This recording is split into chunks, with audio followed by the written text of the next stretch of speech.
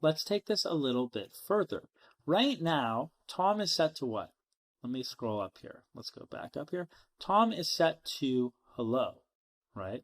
I'm going to ask you here to pause the video, and using this destructuring technique with the f function, modify the function g so that not only does it change the value to 3 of change value, but it also changes the value of Tom to goodbye using the f function in this destructuring method.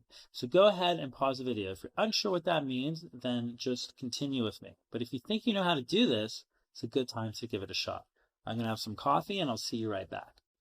Okay, so hopefully you figured that out. If not, well, let's take a look together. It's really a question of just understanding the syntax on the surface level. And then, of course, having a stronger understanding of assignments and executing functions will help. So change value right now is the only thing we're changing with the f function. So change value is the only output that's being affected currently. If we want to also affect Tom, which right now, if we click on Tom, we see is a string that says hello, what we could do is we could go back to our function g, and we see change value is 3. Then we have a comma that's empty. That's the Boolean, so we could ignore that. But for the next value over here, we can actually set it to what? Well, we could set it to Tom, and we would have to add one more comma here, right? Because remember, change value is the first one. The second one is the Boolean, which we don't want, and the third one is Tom. So we're going to go ahead and save this. And let's redeploy the contract. And before we run the function g, let's check change value. It's 0. Let's check Tom. It's hello. Now let's run the function g.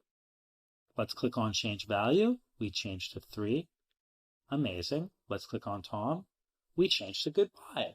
Well, there it is, okay? There it is. And that's how it works, okay? So that's the lesson today. So hopefully this is going to help you in general to how you can play with some destructuring. But for now, just use this knowledge for when you move into the fallback function lesson, because I know it's confusing, especially for entry-level students. We're doing our best to fill in as many gaps along the way. There's so much to coding. You really have to be patient. And if we're missing something, do some research, ask people on the Discord, be patient, and it is very difficult to cover everything in one course without it being extremely long. And we're doing our best to keep it efficient for you. So hopefully that this has been helpful and you enjoyed this. Play around with it, and whenever you're ready, I'll see you in the next lesson. Bye-bye.